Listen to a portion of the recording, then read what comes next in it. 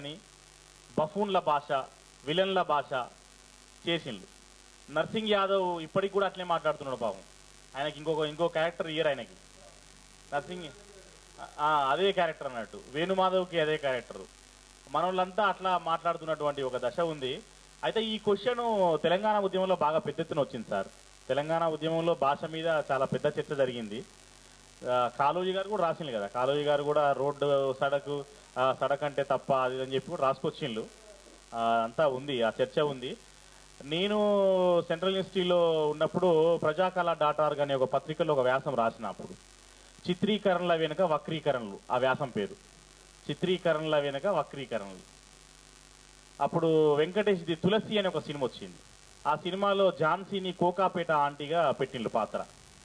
ఇక ఆమె మాట్లాడేటటువంటి మాటలు అత్యంత హేళనపూరితంగా ఉంటాయి అన్నట్టు. తెలంగాణ జనాన్ని కోకాపేట ఎట్లా లూటిపోయిందో తెలియదు వాళ్ళకి, కానీ కోకాపేట ఆంటీ అని పెట్టిండ్రు. రింగ్ రోడ్డు కింద నాశనమైన ఊళ్ళల్లో కోకాపేట కూడా ఒకటి. మనకు కోకాపేట అంటే రియల్ ఎస్టేట్ గుర్తొస్తుంది. అట్లాంటి క్యారెక్టర్ పెట్టి వాళ్ళు భాషని అవహేళన చేస్తే మేము అప్పుడు దాని మీద వ్యాసం రాస్తే మళ్ళీ ఝాన్సీ సారీ చెప్పింది ఫోన్ చేసి. వెంకటేష్తో కూడా చెప్తే వెంకటేషే కావాలని పెట్టించినట్టు దాన్ని.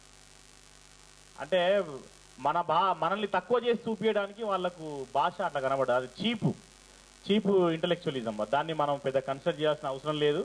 అయితే ఈ మధ్య మారింది. ఇంతకు ముందు ఉన్నంత ఎక్కువ ఏం లేదు భాష మీద. మీరు చూస్తే అర్థమవుతుంది. శ్రీను వైట్ల తీసిన దూకుడు సినిమాలో మహేష్ బాబు తెలంగాణ యాక్సెంట్ మాట్లాడుతుంటాడు. హీరోకు పెట్టిండు. ఇవాళ తెలంగాణ భాష మాట్లాడకుంటే బతుకు లేదు వాళ్ళకి.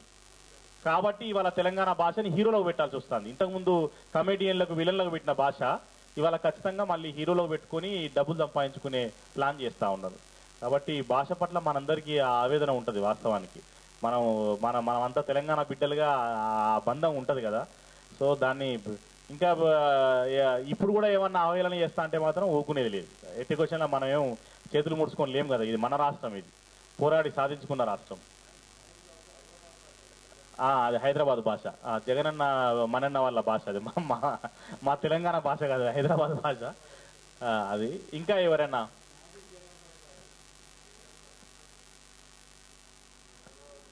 విచిత్రమైన విషయం ఏంది ఒకటంటే, మన తెలంగాణ భాషకు సంబంధించి హైదరాబాద్లో